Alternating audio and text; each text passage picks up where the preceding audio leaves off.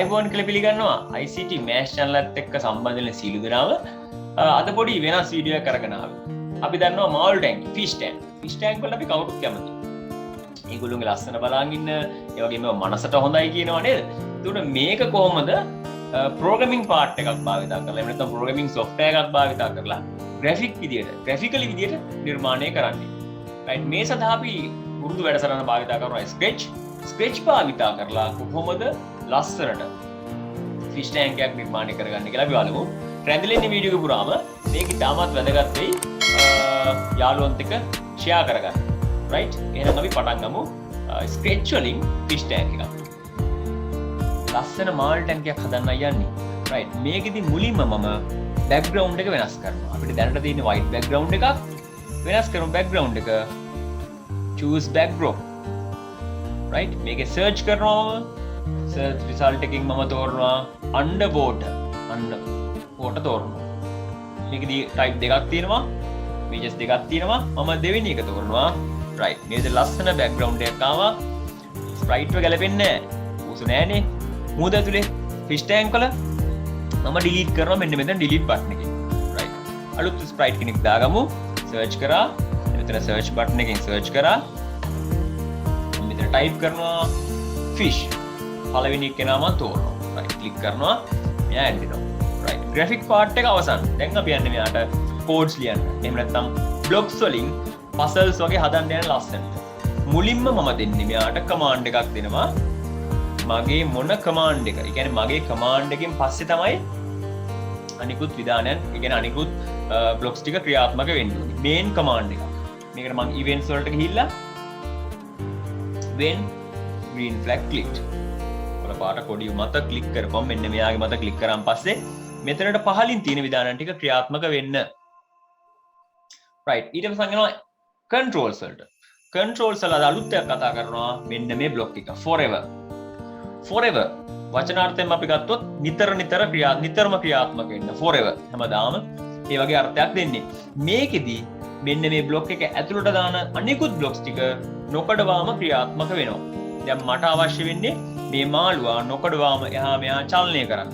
right, එහෙනම් මම යනවා motion වලට 10 move 10 step ඇදලා දානවා.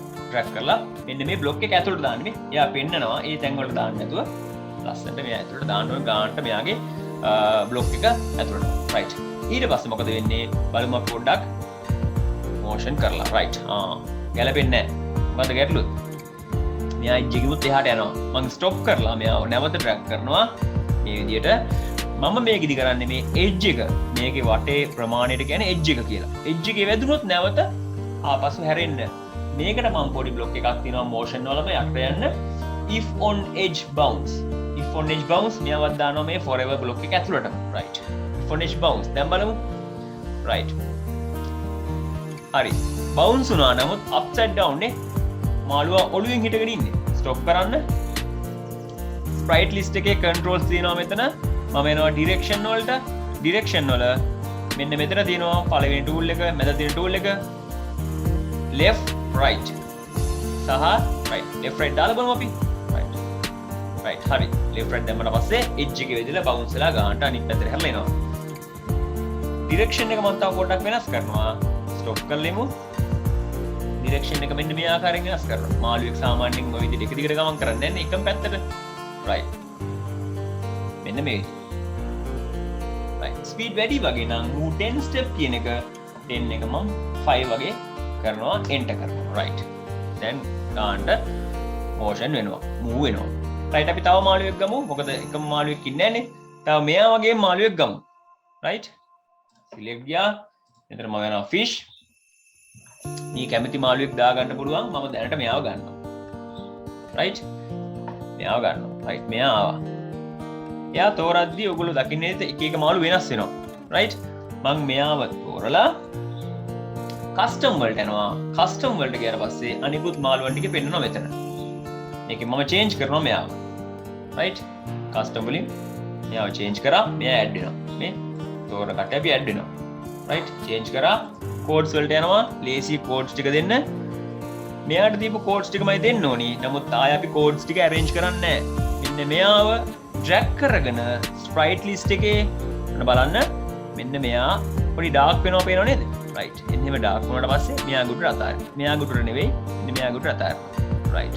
දැන් ඔටෝමැටිකලි කෝඩ්ස් ටික යාට පේස්ට් වෙනවා. එනවනේ? රයිට්.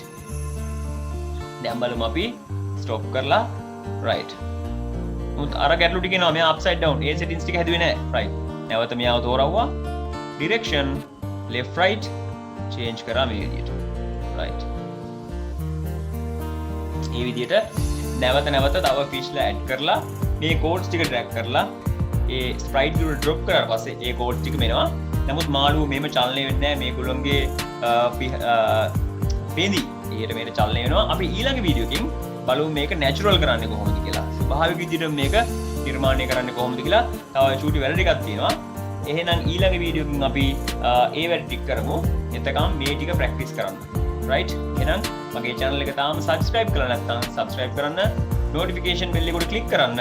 ඊළඟට මම දාන වීඩියෝ එක ඔයගොල්ලන්ට ශනිකව ගෙන්න ගන්න පුළුවන්. මේක වැදගත්. පොඩි කට්ටියට ඒ වගේම programming වල step එක පළවෙනි තියෙන කට්ටියට වැදගත්. share කරන්න, like කරන්න, යාළුවොත් එක්ක මේක බෙදාගෙන දැනුම වර්ධනය කරගන්න. right. එහෙනම් අපි ගිහින් එනවා ඊළඟ දවසේ මේ වගේ ලස්සන වීඩියෝ එකකින් හම්බෙමු.